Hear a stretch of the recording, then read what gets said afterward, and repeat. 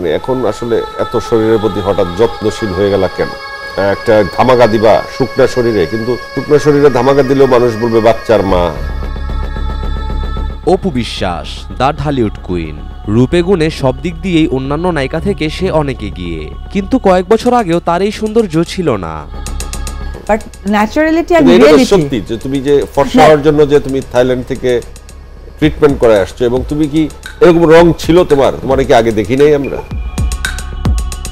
ইন্টারভিউতে অপুকে জিজ্ঞেস করা হয়, তুমি নাকি থাইল্যান্ড থেকে সার্জারি করে এরকম ফর্সা হয়েছো? উত্তরে অপু বিশ্বাস বলেন, তোমার এই রংটা কি, এটা কি ন্যাচারাল? কি অত্যাচার! কি আপনি ছেলে মানুষের মেয়েদের এত খুঁটিনাটি দেখেন কেন? আপনার তো মেয়েদের অভ্যাস খুব খুঁটিনাটি কে খারাপ। দেখবে? ছেলেরাই তো দেখবে। না, আপনি তারপরেই অপু বিশ্বাস শাহরিয়ার নাজিম জয়কে প্যাচে ফেলে দেয়, শাবনূরের কথা বলে জয়কে চুপ করিয়ে দেয়।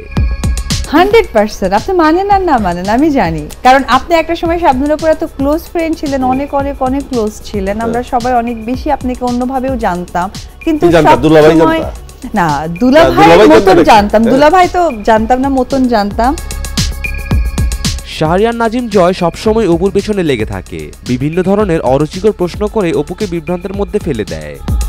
স্ত্রী খুব সুন্দর বলতে, আচ্ছা আপনি যদি কোন পয়েন্টে যেতে চান, ওই যে অপু বিশ্বাস মানে কি, অপু বিশ্বাসের কি শাস্তি হওয়া উচিত, এটা এই ওয়ার্ডটা কেন আপনার মুখে এসেছে? চপ মাছি মাছ খায়, ঘাওড়া মাছের নাম হয়।